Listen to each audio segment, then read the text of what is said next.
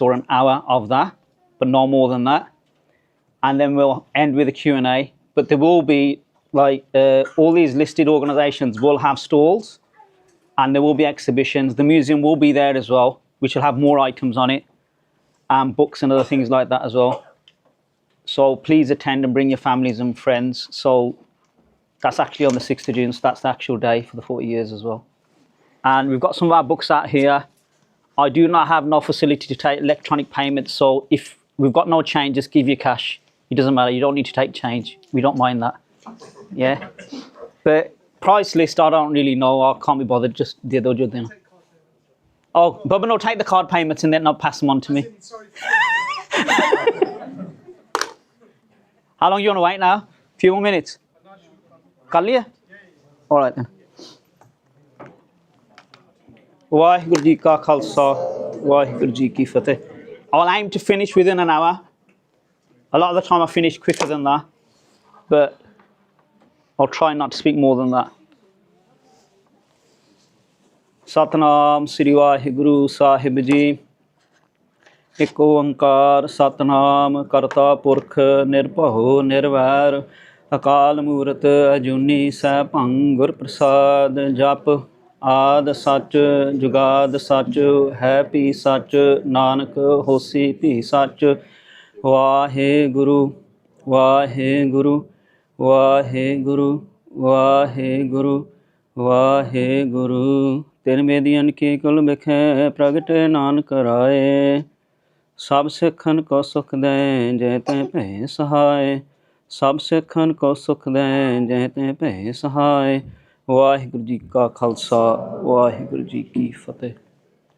So the topic they set for me today, to set the scene for next week's event as well, was what led to June 1984, so the attack on Darbar Sahib. So we're going to give you some background information about that. But before I start, because this slide isn't in there, really what led to June 1984 or any Gallukara or genocide with the Sikhs have suffered since the start of Sikh history, or even from the Guru's times, it's in our DNA for us to fight for freedom, and it's in our Gurbani, and it's in our history that we will go against anyone who oppresses not just the Sikhs, but anyone around us. And if we ever see oppression, we will always fight it. So events like 1984 will happen, and they'll repeatedly happen in our history in the future as well. So we can't take 1984 in isolation. As Sikhs, we will always get oppressed because our whole Sikhi and our ethos is based upon fighting against tyranny, fighting against wrong people in the world, and fighting for justice. And evil rules in Kaljug, so the evil will always be attacking us. Doesn't matter if it's individually or as a panth. So that's always going to happen. So you could say, what led to 1984? Sikhi led to it. And Sikhi will lead to further 1984s or further genocides. So we can't ever get in this clouded image that just because Singhs or Singhania gave Shahidiyan, something like this won't happen again. But the Shahidiyan actually mean that these things will happen again.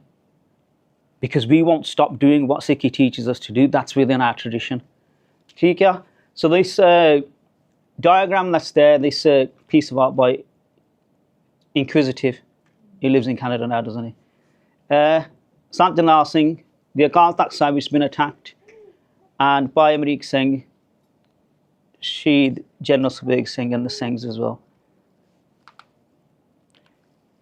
So who's the characters? The main two characters everyone would probably say is Indira Gandhi and Sant Jarnail Singh as the two key figureheads in this, yeah? Timeline would be from 1947 to 1984. What's the history that led to this? What's the propaganda? What's the truth? And what can we do today? So prior to the Indian state, the Pakistani state and Bangladeshi state getting created, what we had was a movement to free India, or the South Asian subcontinent, you could say, because India as a word was only created in 1947. So what we had was, we had two parallel movements run by the Sikhs. One was freeing the Gurdwara from the control of corrupted who were doing wrong acts in the Gurdwara. So these images are from those, so the four images on the screen, sorry, these four on the right, they're all about peaceful protest. But on the left, we have this thing called the Akali movement. And as part of the Akali movement, we also had someone called the Babbar Akalis. And the Babbar Akalis actually took up arms and fought guerrilla movements against the British at the time. So what we had is we had a parallel movement of mass peaceful protest to free the Gurdwara. But then on the other side, we had armed struggle on a sporadic sense. So I went to California a few weeks ago. California, the first Gurdwara in America, I think, is Stockton Gurdwara. So Stockton Gurdwara, Kartar Singh Sarabha and other Singhs actually built that Gurdwara. They left America to go and fight as guerrillas. So it's called Gadriya Baba da Gurdwara. That's what's actually referred to in America. They had a printing press there as well. So even though they'd left the shores of Punjab back then 100 years ago, they still left their creature comforts then. So we have this debate now. You got the Khalistan flags outside the Gurdwara and you say, "Kaun jaoga mur ke ladnu?" "Na, main nahi jana, bhaji jaoga." Yeah? So it's that thing. And Gadri Babya ne sara ko shad ke they went and did that. And what the Singhs were saying to me is one of them then was a millionaire. So the amount of wealth he must have had back then 100 years ago to be a millionaire then must be ridiculous. And he gave all that up and went. Sacrifices for the freedom of India. This is the Sikh sacrifice. So we disproportionately gave sacrifices. I'm not sure what the actual percentage of the population was at the time, but usually we're not more than 2% of the whole population anyway. 73 out of the 121 that executed were Sikhs. 2,147 out of the ones who were given life imprisonment are the Sikhs again. So you have stories of Baba Maharaj Singh and other people being exiled as well to offshore, outside of India as well. 799 of the dead in Jallianwala Bagh, out of the total 1,300 were Sikhs as well. So that's from Sangat Singh in his book. And see, this is what the Sikhs do. The Sikhs fight for freedom, not necessarily for themselves, but they did for the Gurdwara then, back then, in the 1920s. They got the Gurdwara back and then they went home. So their mass protest actually stopped. The mass protest got the Gurdwara freed. The Akali Dal SGPC was founded and the Sikhs sort of went home. They didn't mass participate anymore.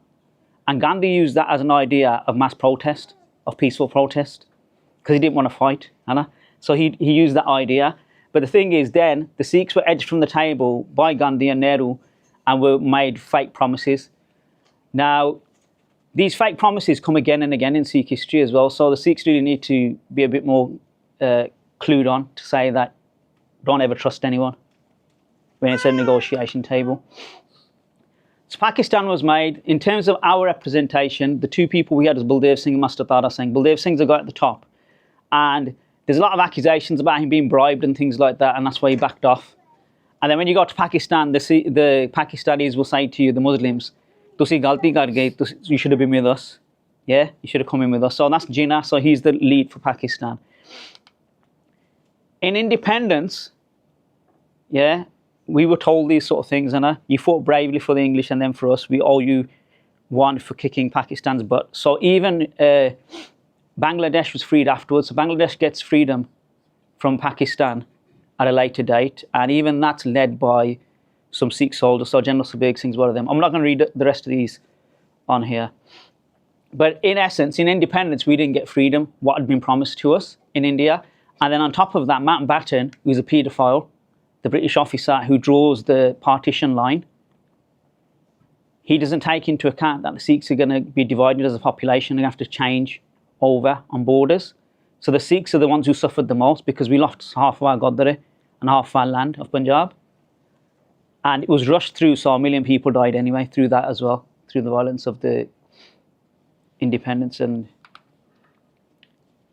so did we really get independence in 1947? So the Constitution was drafted in 1950. And this is part of the Constitution. So Article 25 says that the reference to Hindus shall be construed as including a reference to persons professing the Sikh, Jain or Buddhist religion, and the reference to Hindu religious institutions shall be construed accordingly. So basically what they're saying is you are Hindus. Yeah, we only recently got the Anandpur Act. For years we didn't have an act for Anandpur. So if you got married in India as a Sikh, you'd have to register your wedding under the Hindu Marriage Act, or you wouldn't be able to register your wedding as well, which would create problems for you if you wanted a visa or you wanted to make a passport and other things in terms of ID. 1956, the state linguistics were set up. So what they did is each state was given preference for their language. So Gujarat was given Gujarati as their first language and Hindi was given second. In Punjab, they didn't do that. So what started happening, which isn't in this presentation, it's another one I was preparing today, the Sikhs started asking, because they realised that this has happened in terms of the constitution. So they didn't sign the constitution, the Sikh leaders didn't, rejected the constitution. And then there was also a government circular that went out in 1947 to the district commissioners. So the district commissioners are basically the highest serving civil servant of a municipality. So it could be like, who would be like the leader of the whole of Sandwell Council, let's say for you guys here in the UK. Yeah. So that person wrote a memo to all government offices saying that Sikhs are criminals and they should be treated with suspicion. Yeah. So that was in 1947. So Kapoor Singh mentions this because he was actually part of the Indian Administration Service as well. So that was said as well, that Sikhs are a lawless people.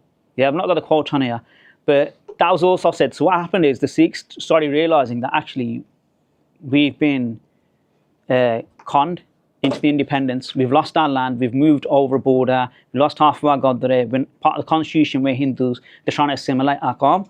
So what the Sikhs started fighting for is, and because then the state linguistics, Punjabi wasn't given preference, Hindi was. So what the Sikhs started doing is they said, look, we need our own language protected. So they started a struggle for something called Punjabi Suba. And the Punjabi Suba struggle was about getting Punjabi language preference. And as part of this, what they actually did in 1955, the Chief Minister of Punjab at the time banned you saying Punjabi Suba Zindabad. They actually banned it by law. Yeah, so it was illegal to say that. Sikhs started protesting peacefully, thousands courted arrest, and then like 6 months later, they lifted the ban. So just on saying Punjabi Suba Zindabad, or like doing a Majara and saying like in a protest that you want Punjabi Suba, so they even banned that. In 1955 also, if you go onto Google now, so we were talking about this a few days ago, some sayings and myself, that if you look up the attack on Darbar Sahib in 1955, you can't find the images anymore. They've actually taken down the websites that had the images up, that had the photos of the army going in there. Well, it's the police.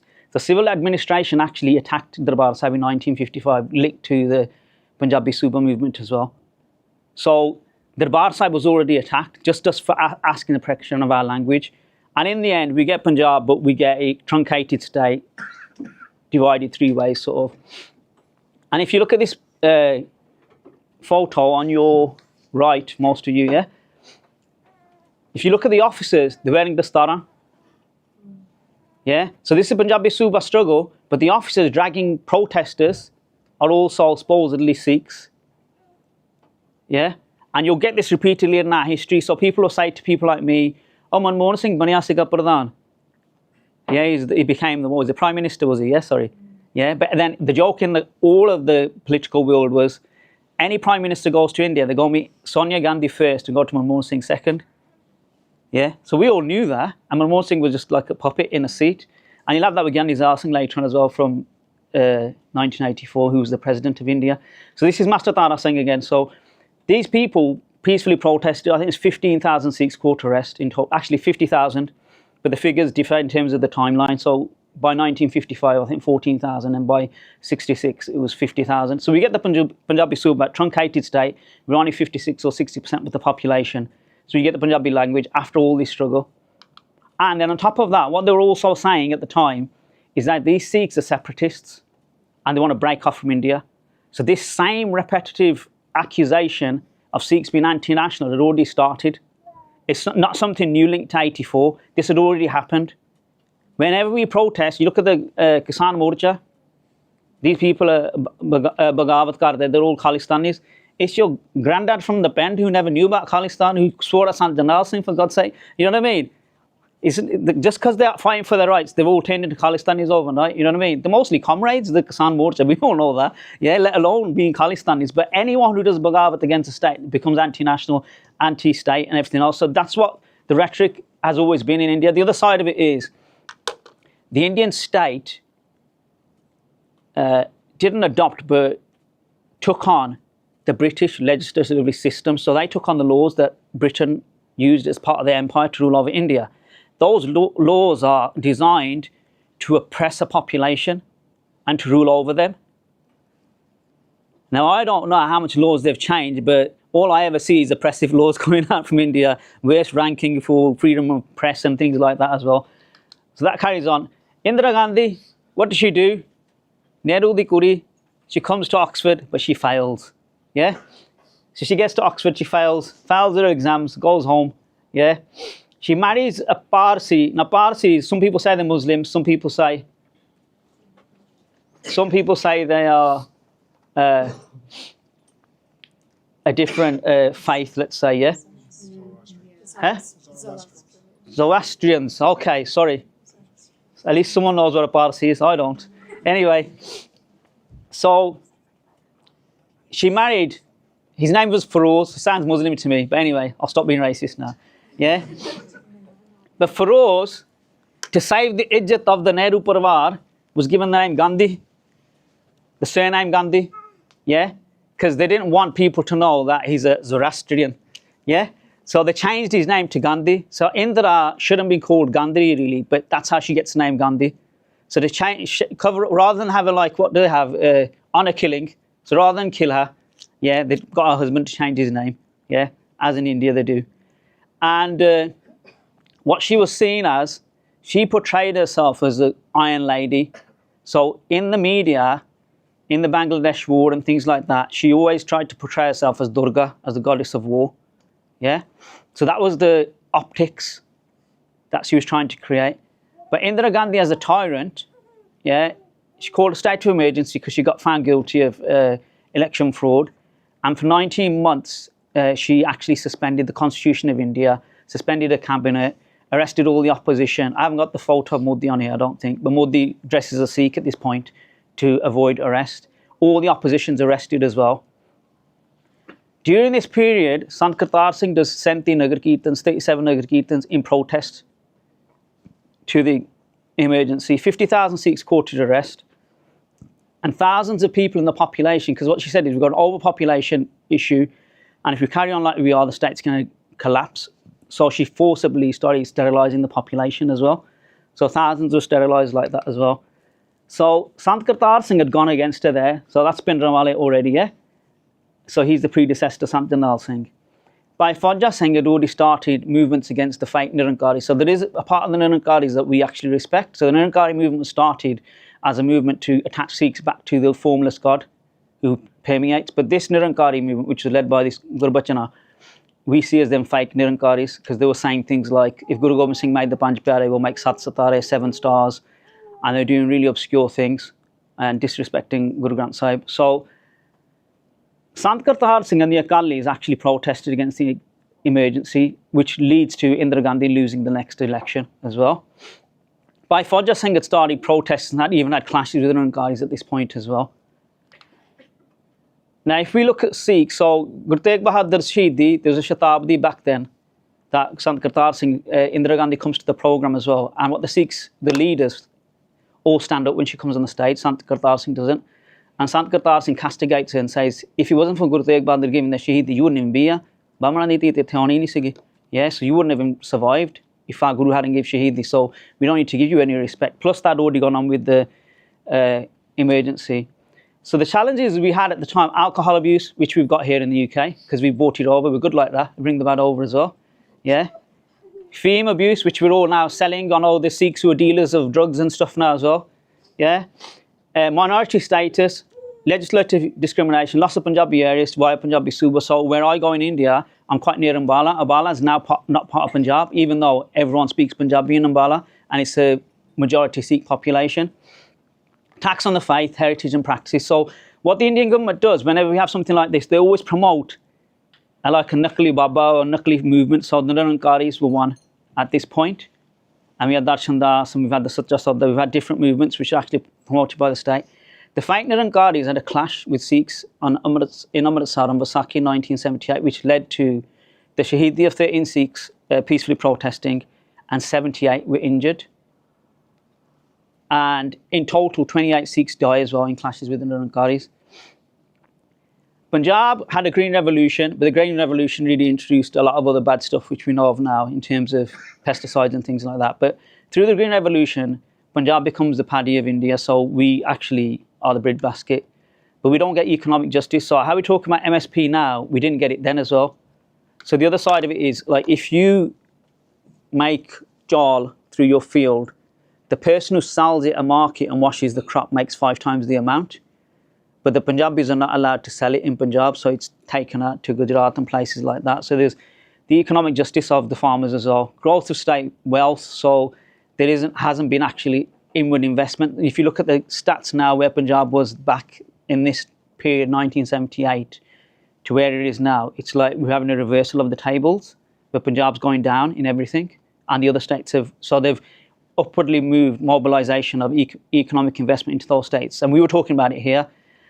River waters, Bias and Ravi go through Punjab, but our waters diverted to other states and we're not given any recompense. Nationally portrayed as communal problems. The brains of the Sangharsh is these 2 figures. So the older one you might not have heard of, so that's Sardar Kapoor Singh. Sardar Kapoor Singh wrote a few books, Hindu Nahi, what is it? What's it called, Cam? Ham Hindu Nahi, Anna? That's the other one, isn't it? That's Khan Singh, not Bhai, sorry. But he's written some tracts and other stuff. So he also actually authored the Anandpur Sahib resolution. So he actually writes that as well. So he's saying Parchar, there is some other Hindu-related book. I'm sure I've got it right, but I might be wrong. But he's written a lot of stuff on that. So he was very respected by Sant Jarnail Singh as well, as a very intellectual figure. So if you can't, he has got works in English as well, and articles. But anyway, this is the resolution that he wrote. So he authored it in 1973, but the Akalis adopted it in 1978. And what does the Anandpur Sahib resolution ask for? It's actually in that book in Reflections of 1984. If any of you are cheap, don't buy the books yet. They'll appear as PDFs soon on my website for free. Yeah? So no one's going to buy any books today. But anyway, but that's only 2 of them at the moment. Reflections of 1984 and Game of Love. We will do the rest sooner or later before I migrate. Sikh autonomy with the Union of India, bringing together the Sikh population. So they're talking about autonomy within India. That's what they said back in the 50s and the 60s, within India, the Punjabi Suba. Here it's within India as well. It's not talking about independence. The reason the Anandpur Sahib resolution is drafted is as a response to the emergency, to ensure that any central government or Prime Minister cannot call a state of emergency and ruin the constitution and the ruling over the Parchar or the population of India. So this is actually a document which is written as a sort of ray of light for the whole of India. That if we all follow this, we'll get a truly federal system and the centre cannot intervene as it's done in the past. So that was the aim of it. They also wanted in here, so the centre only interfered in defence, foreign relations, currency and general communications. Equitable distribution of river waters, which isn't a outstanding demand. Yeah, Chandigarh as the capital, so Chandigarh is a shared capital with Haryana. Economic reforms in Ludhiana Stock Exchange, minority quotas removed from armed services to allow Sikhs to overpopulate the army, which they did in the past. So if you think of it, on one side they're saying this is a secessionist document. On the other side we're saying let us join the army in high numbers. So we're saying to them let us die on your borders. But then you're saying we're all asking for Khalistan, and the document doesn't even say that. This is how hilarious. Some of the stuff, when you read it and you look at it, it's like as someone written a script for a cartoon. But this is reality, and it's suspended reality in India sometimes. Yodhyan Khan, Damdi Duksal, Baba Deep Singh first Jathadar, Sant Jarnail Singh the 14th Jathadar. So we had a video on YouTube recently.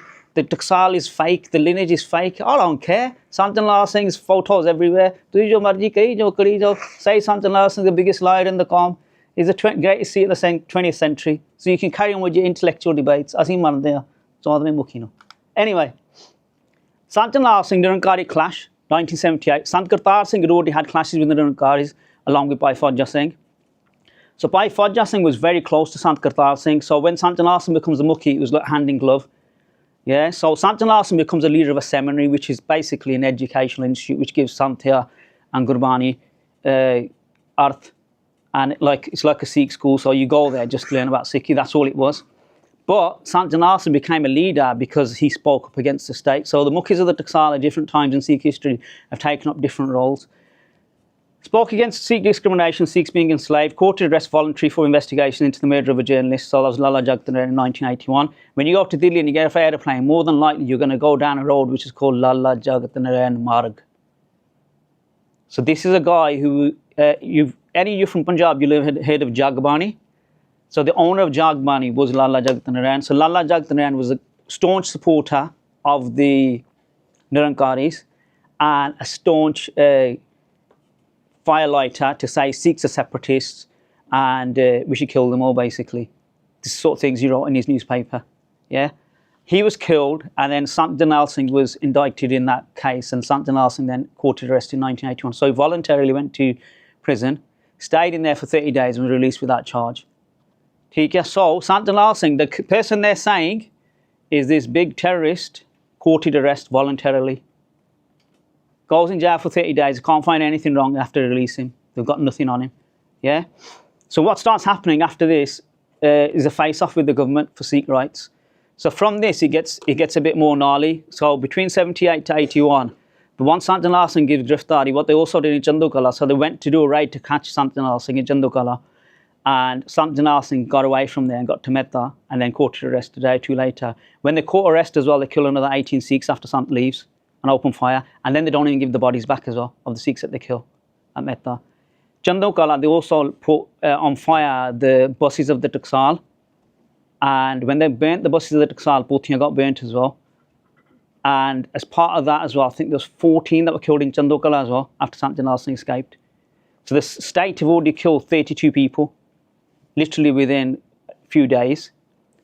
13 Sikhs shaheed in 78, more shaheed afterwards in Kanpur and other places are with the Nirankaris. So the numbers are already going up. And then we've also got fake encounters already starting with the police. The other figures in this, behind it, Hannah, Shaheed Bhai Amrik Singh was the leader of All India Sikh Federation. He's also the son of Sant Kartar Singh. So Sant Jarnail Singh, Baba Thak Singh, and Baba Tara Singh, the guy in the middle in this photo, they also supported Bhai Amrik Singh through his education. And we're all close together. So there was like a grouping of 4 of them who would discuss everything. So when Sant Jarnail Singh becomes the leader of the Taksal, he also has Bhai Amrik Singh as a close confidant. So Bhai Amrik Singh as the leader of the federation, so this is the student body for the whole of India. Manmohan Singh, again, who's the Prime Minister of India later on, he'd been a president of the federation at this point. So the federation was like a low-key students group, which was seen like a liberal left-wing group. When Bhai Amrik Singh joins and becomes the Pradhan, he changes the whole makeup of it. It becomes a national movement, students joining en masse. But then on top of that, if we look at our Sikh societies, if we turn around and said, you can't be a member of the Sikh society unless you take Amrit, you wouldn't have a Sikh society, would you? Yeah, but that's what Bhai Amrik Singh did, and it worked. So you couldn't be a member of the federation, but they had thousands join from there on. Baba Tara Singh, again, close confidant, he was a Dera Jathedar at Mehta as well. Sant Harjand Singh Longowal was the leader of the Akalis at this point, so he was leading the sort of peaceful protests against the government, and to an extent, alongside Sant Jarnail Singh. But Sant Jarnail Singh always referred to him as the dictator of the Morcha, and he's not the dictator, so he's the dictator, and then they fall out towards the end. And Longowal then gets killed in 86, I think it is. But anyway, the Dharam Yudh Morcha, what it starts with really, there's a guy who lives locally, I won't say too much, but he got arrested first, so he's part of the Taksal. He got arrested. I'm not saying his name because I'm not sure if he wants me to say it because this is on media now. But anyway, he gets arrested and he has a gun on him from one of the other Singhs, which is a licensed firearm for the other Singh, so it's not his licensed arm. But anyway, when they grab him, they say, you got this, it's illegal. And he said, like, I didn't know I couldn't carry my friend's gun, it's got a license. But anyway, they put him in jail. Bhai Amrik Singh goes to free him, to investigate. They arrest Bhai Amrik Singh when he goes to free him.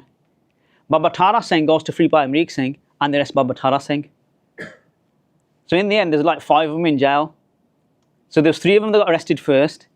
And then Bhai Amrik Singh went to free this guy, and then he was the Garvey of Sant Jarnail Singh at the time as well. They say he got arrested initially. And Sant Jarnail Singh mentions him in speeches and stuff as well. But anyway, so they're all in jail. And they've put spurious charges on them, like the Lala Jagtan case and other things, and tried to keep them in.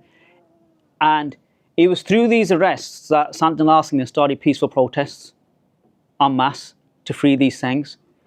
The Anandpur Sahib resolution wasn't going anywhere. The Akalis saw that this works. So how Gandhi saw peaceful protest worked back then, the Akalis saw that peaceful protest works with the freeing of these Singhs to get these Singhs out of jail. So that then they used that methodology to promote the Anandpur Sahib resolution. So it snowballed into what we then call the Dharmyud Morcha, which is asking for the Anandpur Sahib resolution to be implemented. So we have things like Rasta Roko, so you basically do a roadblock. Rail Roko, you stop a train. So it's for these things, the demands, a bit like the Kisan Morcha, economic demands mostly. Yeah, not religious demands. So it's civil disobedience for civil liberties is what it was really. Mass movement to peaceful protests. And so Sant Jarnail Singh and Sant Dalangwal are then seen as the figureheads of this. 250,000 Sikhs caught arrest during the Dharmyud Morcha. Now what happens with Bhai Singh and all the Singhs around Sant Jarnail Singh, about 1,400 are actually arrested before the 84 attack. At certain points, certain Singhs get released. The day Bhai Singh comes out of jail, the plan of the police and the state was they'd put another charge on him. And what they used to do, they'd let you come out of jail, and then as soon as you come out, they'd rearrest you and put you back in. The Singhs had cottoned on, so what they'd do is they'd rush the jail with hundreds of people. So they'd just literally put the Singhs in the middle and then just walk out. So the police couldn't then arrest them. And that's how Bhai Singh gets away. That's how these other Singhs who came out as well gets away. Even Sardar Pandit Moor Singh as well, he did that as well. That's how he gets back to the complex in April, I think, 84. So there's a lot of these Singhs associated with Sant Jarnail Singh. That's what they actually do, because otherwise they'd just never come out of jail. And in jail, Baba Tara Singh and Bhai Singh also built a mandir for the Hindus inside to do their puja. So that's how anti-Hindu we are, yeah? So they're building mandirs, yeah? For a puja we don't believe in, yeah? But they're still building it for them, because that's how pro we are of other people's faiths. All in the Sikh Students Federation, these two key figures as well, na?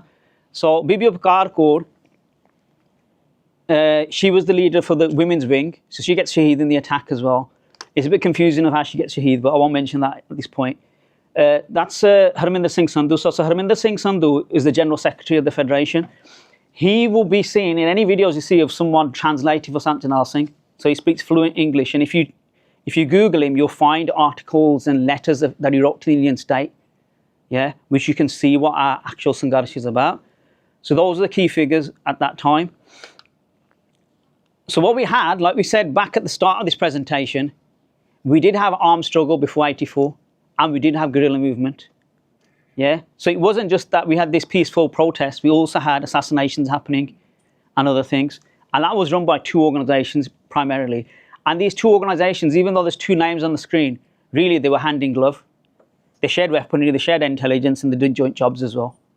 Yeah, but that's a hidden history now, because most of the sayings part of these organizations are shaheed and not alive. Yeah, or if you go to see them, you're under threat of getting arrested and being listed as whatever it may be, the few that are left in the world. But anyway, so the leading lights of these organizations, so you got Bhai Manveer Singh Chahiru on this top corner here. I can't get my left and right because you're on the other side. That's General Lab Singh sitting on the floor on the Parkarma. Yeah, that's Shaheed, Gopal Singh Shaheed opposite, he's still alive. Yeah, so he lives in America at the moment from what I know. General Lab Singh is one of the Singhs who fought in the attack of 84 till the 6th of June, comes out of the Akal Takht, escapes, gets caught, and they break him out of jail, and then he gets shaheed after. So his deeds are like just unbelievable. This guy fought through the whole attack, then escapes and then carries on, and they jailbreak him as well, on top of everything else. Yeah, and you can read about his interviews of his wife. His wife lives in New York at the moment. It's called lab.co. So you can read some history about him from that with Mata Hana. So he's got two sons that live in New York as well. Surinder Singh Sodhi is on the far side there. So Sodhi was basically the right arm of Sant Jarnail Singh. So Sodhi could literally drive anything, do anything, yeah, and escape from the most obscene sites with killing people and stuff. What you need to realise with these Singhs, they were surrounded by security and intelligence agencies from across the world, yet they'd escape from Darbar Sahib, kill someone and come back and not still be caught. Yeah, so this is how good they were. General Lab Singh was an ex-Punjab police officer, so in the speeches you might hear Sant Jarnail Singh saying Sukha Sipahi, that's one of his names as well. Baba Manachal, in the bottom corner, he slept in a bed in Dadar in Bombay in place of Sant Jarnail Singh, and the police there thought Sant Jarnail Singh was still asleep in the bed. And when they lifted the chadar, is Baba Manachal and Sant had already got to Metta from Bombay. So they'd actually said, we're going to arrest you. They had massive police cordons, but Sant Jarnail Singh still got away. The bottom photo is mostly the Babbar Khalsa Singh. So you got the Lwin Singh Babbar in the middle. Badava Singh in the white Chola, who's still alive, who's the leader of the Babbar Khalsa at the moment. Kulwant Singh Nagoke, which you can't probably make out. Yeah. So these are sort of the original founding fathers of Babbar Khalsa. The other, some of them are not there in that photo. Like Sukhdev Singh Babbar, Anog Singh, Mail Singh, who's still alive as well today. So these Singhs actually were doing assassinations. There's no two ways about it, yeah? But even if there was charges, there was no charge sheets. So when the attack happens, the Indian government produce a white paper. They don't name anyone who they're looking for. So if they're saying they're flushing out Darbar Sahib, they've got no charges against anyone, so who they're flushing out. Yeah, and there's not a single charge sheet against Sant Jarnail Singh to start. So even though Sant Jarnail Singh court's arrest, there's no paperwork with him even being arrested. So to start a legal case in India, if you have a fight with your Restar over your pen and your Khet and your Jameen and your Adda, whatever it may be, your Addi Gully, yeah, you have to register FIR, which is called the First Information Report. There's not FIR on Sant Jarnail Singh. So if you're going to agree with the Indian state there's a terrorist, there's not even FIR. How is he a terrorist? You got nothing. Smoking gun. Dal Khalsa and Council of Khalistan, these are two organizations which actually asked for Khalistan pre-84. Yeah? Dal Khalsa, in some books, a lot of it is saying it was a brainchild of someone else and whatever. I'm not going to go into those debates here. Bhai Harjinder Singh, who's on the far right by himself, he's actually in Pakistan. He's got a Facebook page. You can actually contact him and speak to him. So he's been in Pakistan since the 80s. He hijacked a plane to get Sant Jarnail Singh out of jail. Took it to Pakistan, saved some time, and he's living there. He's never come back to India. He's still there. His daughter's married here in London, I think. The other two Singhs here, Balbir Singh Sandhu is the one on the far right, and that's Shahid Singh, again, Gopal Singh. He was in the Parikrama. So he was with Sant Jarnail Singh. So this was a sort of gimmick that they did before the attack, where they launched a Khalistan passport.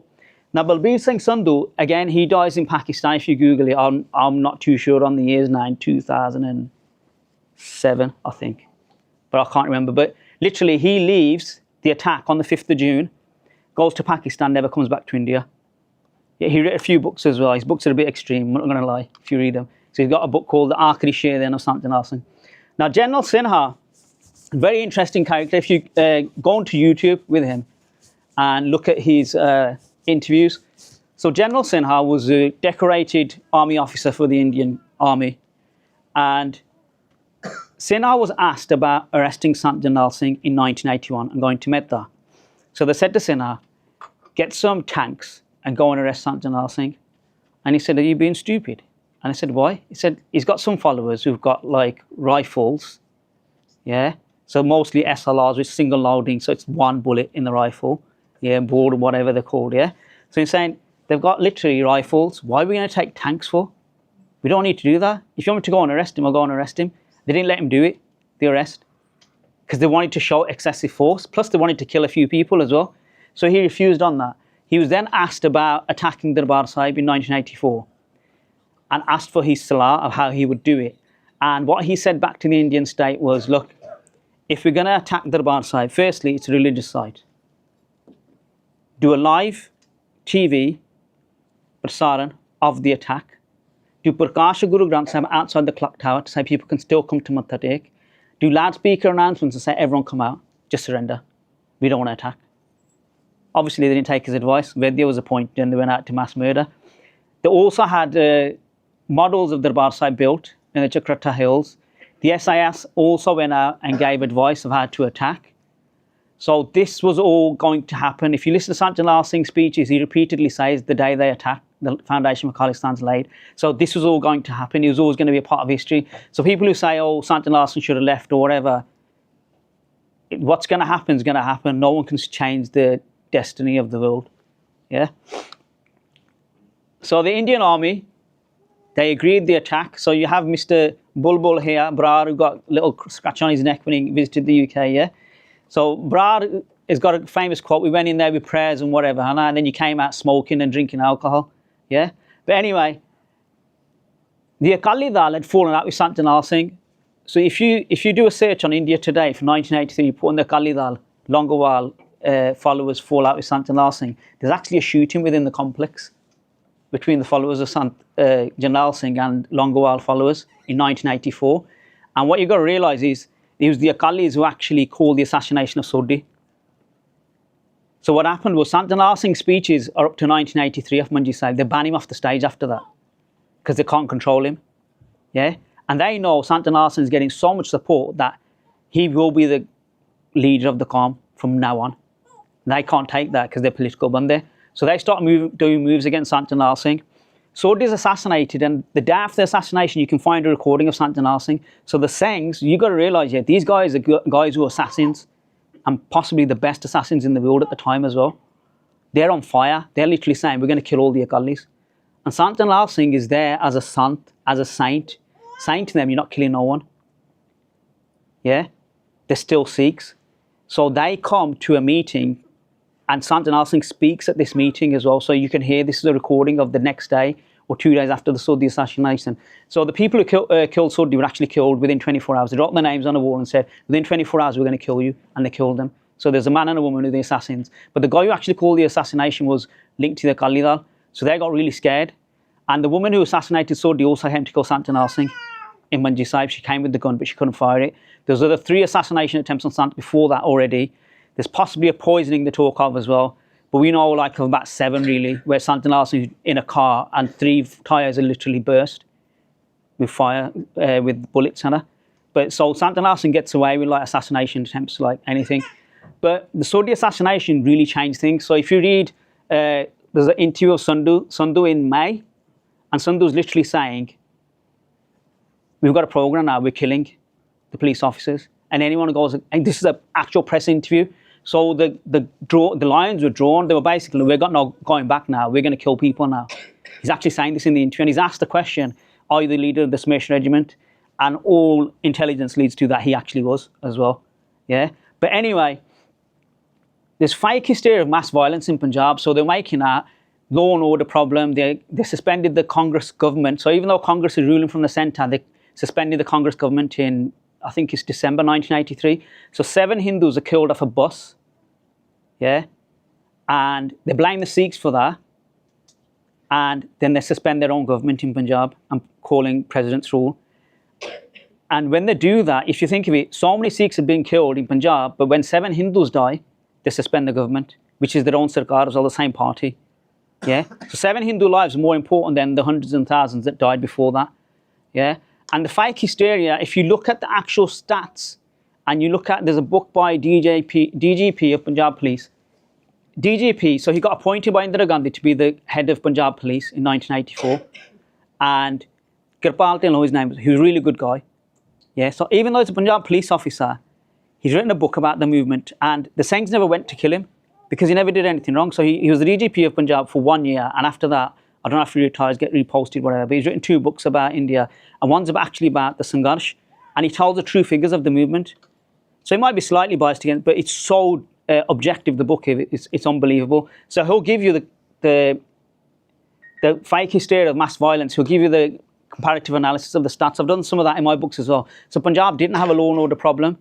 Yeah, there was hardly any murders and stuff, but they were making it out as if there was, so they can go in, they can kill some Sikhs, they can make out Indira Gandhi's Durga win another election. Yeah. So we already mentioned some of these. So Margaret Thatcher as well. So the Sikh Federation and other organisations tried to do investigations into the involvement of the British state. It was a bit obscure to me because I've known for years, like Mary Ann Weaver wrote an article in 1984 for The Guardian and the Christian Science Monitor that the British government were involved in the SAS was. So that was always there. All it was, someone stumbled across some papers, and then since then the Cameron government just destroyed the papers. So you can't get it anyway now. So you won't find the actual evidence that was there as well. So that's gone now as well. And if you think of it, what they actually tried to do is they tried to force a heart attack on the Sikh Qawm. They know the epicentre of the Sikh Qawm is Darbar Sahib, but it's also the epicentre for all faiths in the world because it's a universal shrine. It's open to everyone. Kinne Hindu aaj jande utthe matha tekde a because they know they get their monokamana puriyan, they know they get their ardasa fulfilled there. So it weren't just the heartbeat of the Sikhs, the heartbeat of all religion. So when Indira Gandhi attacks, you've got to realise, yeah, even though some Hindus might celebrated it because what they were fed by the media. Because the media at the time, there was one TV channel called Doordarshan, and the media was very restricted in India. So you only found out what you were told unless you were part of certain circles. So I don't disdain those people who might have thought wrong because they didn't know any better. So back 20 years ago, 15 years ago, when guys from Punjab would come to the UK, they'd all become Khalistanis within like 6 months because they learned the truth. While they'd been there, they didn't know it. Obviously, we've got the internet age and it's different now. So they thought, force a hard track, the rest will be history. And how wrong they were, Hannah. We just come out fighting after it. So they didn't do nothing to us. They just, our blood reinvigorates the tree of Sikhi. It doesn't do anything to destroy it, Hannah.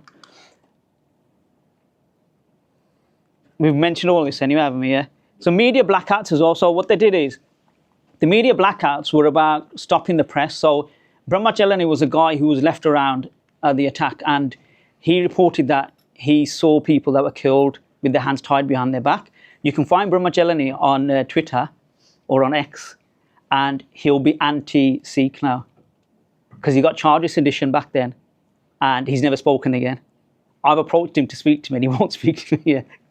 But he did it then, and he got charged for being anti-national and stuff, and so he just doesn't do it now. So he'll write nice stories pro-Modi against the Kisans and everything now. But anyway, so we mentioned some of these points. So this is the quote from Brahana.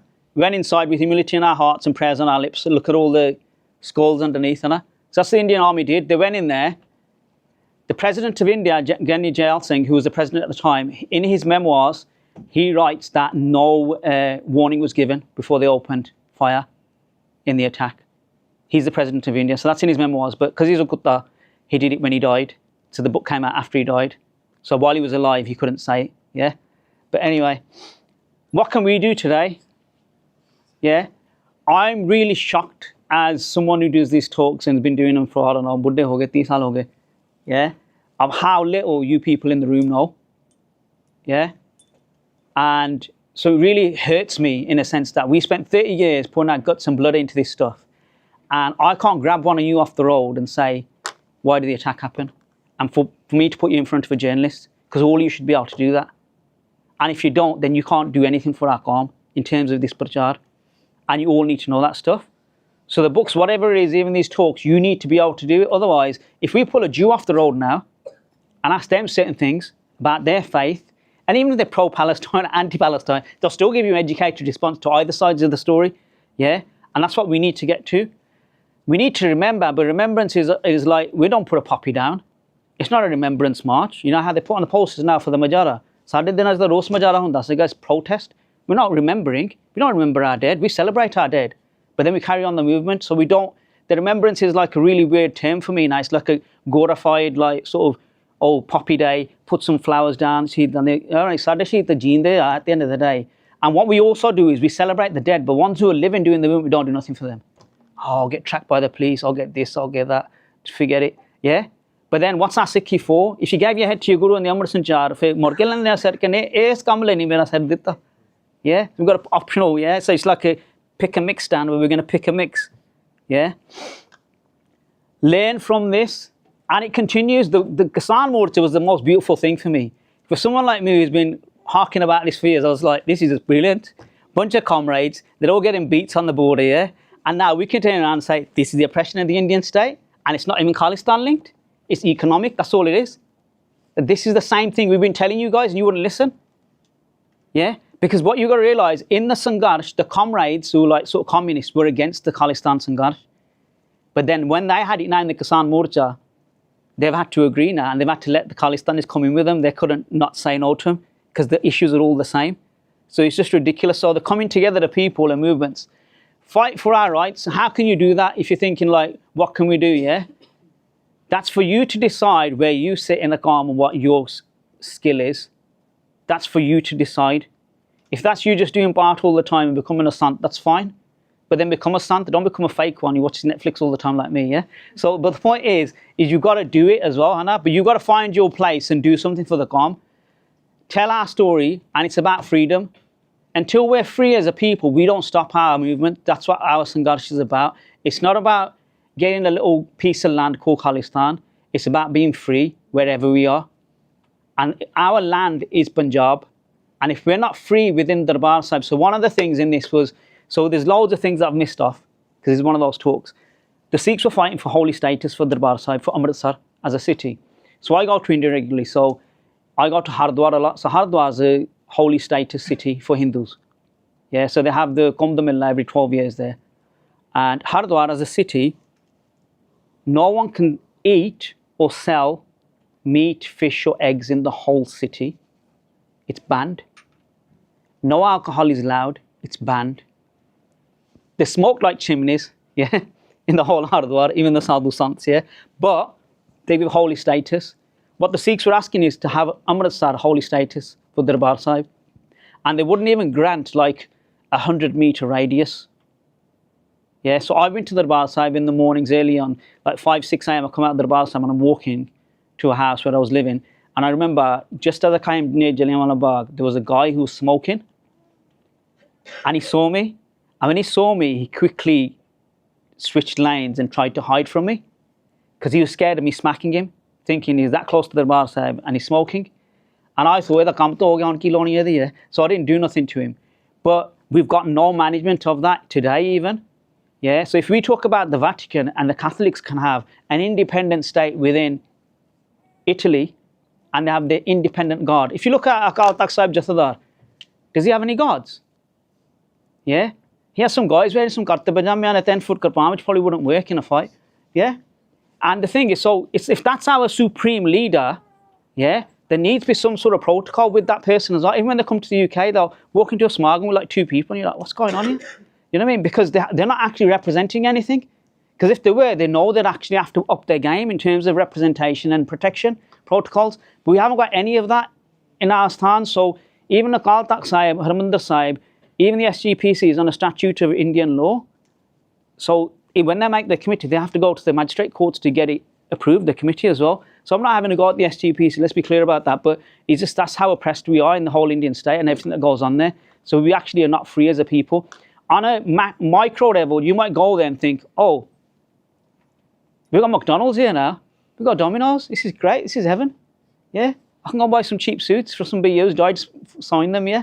But the thing is, so you go there for 2 weeks, spend a bit of money, you blare your thing, come back here, stay in a 5-star hotel, pay some capitalist organisation, international organisation, 70 quid for a night in Darbar Sahib, yeah? That's what my niece makes me do. But anyway, then you're like, oh, where's the oppression? So on a micro level, you might never come across it. But on a macro level, this all exists. Yeah? And that's why all these people we've got a max exodus from Punjab.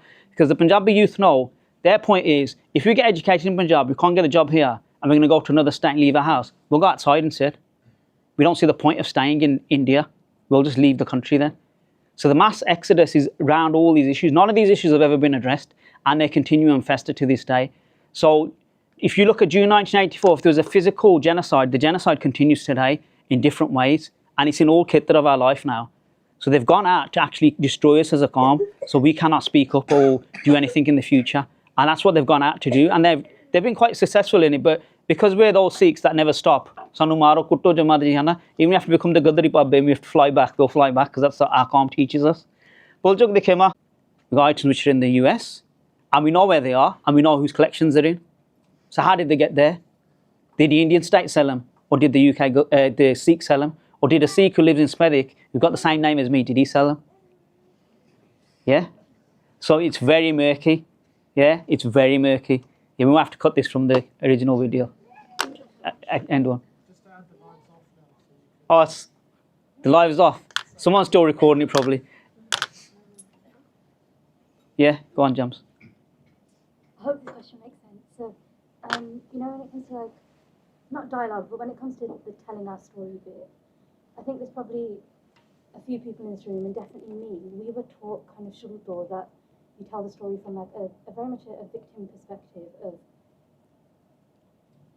we never did anything, it was completely uncalled for, which it is, but like, it's completely uncalled for, and all these innocent people died, and you know, and then there were criticisms of that in that it's not good for the font to get too much into self-victimization. So the Battle of Amritsar film kind of toppled that on its head and presented 84 as a jung, right, which was very empowering, but kind of I think, really confused some people in that they felt it was, oh, so we did stuff. Yeah. And you know, you're talking about all the education you've done, and it sucks that we haven't kind of learned anything from it. But also, we have been fed the victim narrative. Does that make sense? And from your perspective, then, you've kind of answered this a bit because you said freedom, so we can present 84 as the fight for our freedom. But how do you think we should tell our story? What kind of angle? So the book I never wrote was going to be the attack from 5 perspectives. Perspective Indira Gandhi, sitting in her office, calling the attack while it's going on live. From Army General, from Sant, from Anandpur Sahib, from an innocent family. I did the innocent family. We've done the attack version, fictionalized it, yeah? So we've done 2 versions, we haven't done the other 3. But the truth is, with the attack, it is mostly the victim. So in our vocabulary, it was always the Kallukara. It was never Amar Sardi Jang, which is the new terminology which people try to reframe it as. But it's not to say they're wrong either. But for the majority of people, it was June Chirasi the Kallukara. Reason it's a Kallukara, so this is what we haven't done in this talk, yeah, which we're going to do next week, but I have to answer it now. The reason it's a genocide is because they went out to mass kill Sikhs in a complex, yeah, which isn't very big. And the army went in, excessive force, killing people, yeah, with a license to shoot and kill. And then after the attack, they killed more people because the Singhs gave them so much of a response that they couldn't take it. So they just absolutely went crazy, killing anyone they could get hands on, smoking in the complex, drinking alcohol in the complex. So Mark Tully's book mentions the amount of alcohol that was given out. Sahib Singh, who's still alive, he's on his last legs, who's a Granthi at Darbar Sahib from Chandigarh, he mentions how he went into the complex and they wanted to start doing seva. And he said, put out your cigarettes first. So this is actually just in the Parkarma, just where you walk down the walkway, Hannah, from the Darshan Duri. So, and they got actually a bit okay with him, and then they had to listen to him. But this is how bad it was. And then after the attack, you have Operation Woodrose, which is basically a combing operation. And the Indian Army have got a circular, like their magazine. It's called Bhatjit. It's actually in that book as our reflections. We've quoted the whole thing at the back of it, Hannah. That Bhatjit circular says that Amritaris are criminals. Yeah. And it says, the worst thing I found in it, we did this on the podcast the other day, Basics. So what they actually say is, they wear kirpana around their necks. So they're talking about, you know, your bibi who wears the small kirpan around her neck. Forget the 10 footy or the 9 inch the air. They're talking about anyone who wears a kirpan around their neck is a criminal and should be arrested. So after the attack, they actually do a combing operation to kill any Amritari across Punjab and arrest them. Yeah. And then the other side you have to realise is they attacked 62 other Godhar. We've got a list now. So we've shared that over the last week or so. None of us have published it yet. It was in a book, but we've done it in English now as well. So that's coming out as well. But it really is 125 Godharas get attacked. Because what happens is, the Sikhs, when they hear of the attack, they come out their houses and out to actually walk to the Darbar Sahib. So Sikhs are slaughtered there. Other Godhar are then attacked as well. Yeah. So the real count is 125, but we won't get to that number. We know of the 62, but we won't get to the 125 because we'd have to actually have real primary data. Operation Woodrose runs from June to September. We've got no data on that, of how many people were arrested, how many people were killed. We don't know because it's blackout, the whole state. Yeah, if you compare what they've done in Kashmir now, Kashmir is a suspended state now in India. They've taken over, they have media blackouts, internet lockout, everything. It would have been worse back then. So Sant used to have one phone, a landline that he'd ring off, yeah, from a shopkeeper, I don't know, Hannah. So there's no communications. Then on top of that, when Indira Gandhi gets killed, Sikhs just murdered on the streets of India. Openly burnt alive. Even while a funeral's going on, there's still people being killed. And you got all these world leaders sitting in Delhi over a dead body, and Sikhs are still being burned in Delhi. It's ridiculous. So that's where the victim thing comes in. That's where Chirasi is a Kallukara.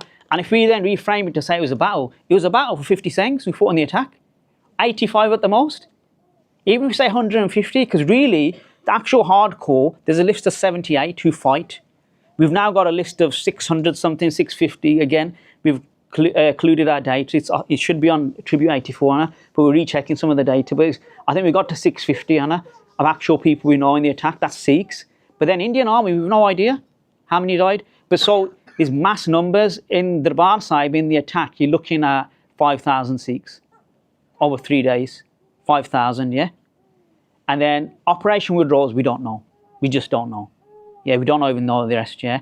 Delhi, and after Indira Gandhi gets killed, Pannu, who's a Sikhs for Justice guy, he done a freedom of information request on the Indian government, and they said they've given compensation to 30,000 Sikhs. That's 30,000 that applied for compensation or got it through some legal road, yeah, across India then at that point, yeah. So if there's 30,000 who got it, how many didn't apply? Yeah, so the numbers are astronomical, Hannah. And then you have like the bots on Twitter and whatever saying 30 Hindus were killed off a bus, all you Sikhs should be murdered, yeah. And you're like, bro, we all died, yeah. There's 2 Hindus that died in the army of the Morcha. Sant ne all the sanskar karaya, gave money to the families. You know what I mean? So it's not like we didn't do no discrimination. Even when Bianta is killed and blown to bits, yeah, the leaders of Khalsa have sat down with me and said to me, look, they said every person that died as collateral damage, we delivered money to their houses. Yeah, you won't find that stuff out apart from like people like me, but that's the truth. So where the Singhs did kill innocents by accident because they needed to get to Bianta, who was the chief minister at the time, they actually paid the other families that were killed as well. They weren't told obviously who the money was from, but bags were dropped off. Because that's what we do as a Qawm. We don't discriminate between anyone, even if the police officers. If the police officer asks for mafi, we let them off. We don't like, you know what I mean? So that point, it is nuanced, but the majority were victims. But the nuance is important, right? It's important because what it is, there's a population thing, yeah. If you look at the UK, yeah, how much of our population is the army? Does anyone know the figure? How much UK population makes up the army? It's probably less than 1%, isn't it? Yeah? So the Khalsa that's going to fight and do the missions is always going to be a very small percentage. Yeah? But then you've got to really realise this as well with Darbar Sahib. The Khalsa who defends Sachkhand, the most pavitra jaga on the earth and in the universe, that's how we rate Darbar Sahib. Forget the Sachkhand upstairs, this one's more powerful because it'll get you to that one upstairs. Yeah? So the people who are allowed to defend that site, how much kamai and janam janamantari bhakti have they got to be able to do that? Someone like me, I'd see the army come and say, see you later boys, may the langar chakana. Yeah? You know what I mean? So it's like their power is different.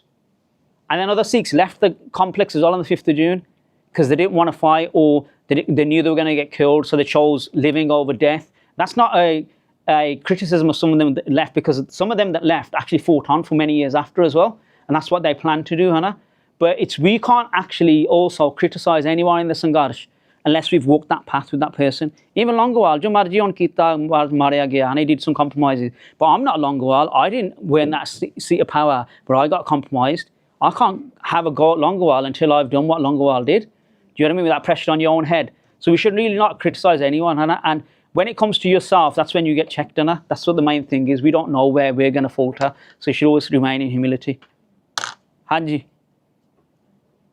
Hanji, Bibi ji. Okay, we talk about our history, this is wonderful, I'm glad I came today. But there are some researchers who've written very, very good books about the Gurukara, and there's Professor Joyce Pettigrew from Belfast University. She has recorded things that we all need to read. If anybody here can please remember Joyce Pettigrew from the University of Belfast. She's one of the top researchers in the world, and she has recorded all of what happened in the Yeah. So Joyce Pettigrew has written a book, Hannah, on the Sangharsh. She's written some other articles as well about peasantry and farming in Punjab. And Cynthia Mahmood is another one. She was actually raped by the Punjab police for writing about the Sikhs as well. And she only revealed that a few years ago, Hannah. But she's written 2 books about the Sikhs and Sikh soldiers as well. But there's other books about Ganesha Kaur, Lost in History in 1984. And there is a lot of stuff out there. But even on YouTube now, a couple of years ago, about 12 or 15 interviews came out from eyewitnesses from the attack, from the Darbar Sahib, because the Akali Dal wanted to get re-elected, so they put everyone on camera. Yeah? So that's how they play. And we at home watch these things. But again, so a lot of the stuff that we've recorded, or even in SYF, we didn't have access to that data because no one would speak to us over the years. But now it's changed. Joyce Pettigrew's book, some of it take with a pinch of salt. So she's very critical of certain Sikh groups because it was a certain Sikh group that sponsored her to write the book. Yeah? But she's an outsider, so you have to give her that nuance. But she is very pro of what happened in the Sangharsh as well. But any outside researchers, but we get drowned out. So 9 books will be against our Sangharsh. Yeah, and you'll get 1 out of the 10, which is pro. That's the only reason I started writing. I'm not an author and I can't write properly. Yeah, but that's the problem. And we need your voices as well on the internet to do that. And when a bot starts on you, yeah, just block it. Okay, or mute it. So when it's muted, they can keep replying and they'll never know that you didn't even see the comment. That's the best thing you can do on Twitter, yeah. I used to have loads of people do that to me and I'll never see the comments. So people used to screenshot and send me, saying, yeah, you're replying to this guy, I didn't see it. But anyway, any more? Hanji? Kalukara just means Holocaust. That's all it means. Oh, can we go home early? It's a good night. Are we done? Bubban, anything? It's too many people anyway. We can't send a piece of paper. Forget that. I'm going home. Just a quick shout out, not shout out, these talks are every week, so please come every week if you can. Obviously, if it is this many people, we'll move down to the function. Every Thursday, there's a different speaker every week, so please come down if you can. And also, just a plug for this. So it's the first time that not just this Guru God, but any Guru God, as far as I know, is doing anything like this. And the beautiful thing is, so many different organizations, active, quantic organizations from across the country are going to be here, right? And they're going to have on tables to show what they're doing this year as well, to mark the 40 years. So the way we see the 40 years Parchar is not just going to be to mark it on that day. It's a year of Parchar on the 40th anniversary, right? And there'll be lots happening later on in the year in November as well. So please do attend. It's going to be downstairs in the function hall from 6 p.m. Like I mentioned earlier, there'll be jar samosa, pizza and stuff. So if you don't want to come for anything else, just come for that. And also, if anyone is available next Thursday to help, then please stay back and you can take my contact number and we can always do some seminars just to kind of help set up and even clear up. That's it from myself.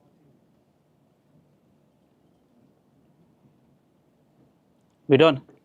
Why, Guruji Ka Khalsa, Why, Guruji